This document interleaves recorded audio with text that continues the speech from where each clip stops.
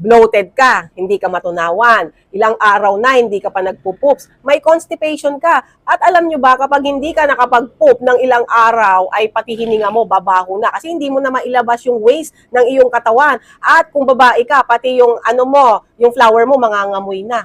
So, kailangan mo na ng probiotics. Oo, itong Daily Plus Digestive Aid na food supplement ay probiotics. Meron ding mga drinks na may probiotics, hindi ba? Ang probiotics pala ay nakakatulong sa ating gut health. Ang probiotics ay nakakatulong sa ating digestion. Mare-regulate nito ang ating mga bowel movements, makakatulong sa mga bloating at saka yung mga gas sa ating mga sikmura, ang constipation. Nakakatulong din ito kung meron kang diarrhea. Nakakatulong din ito sa pag-boost ng ating mga immune system. Nakakatulong lang po ha, hindi ko po sinabing gamot ito ha. Ito po ay hindi gamot, ito po ay supplement.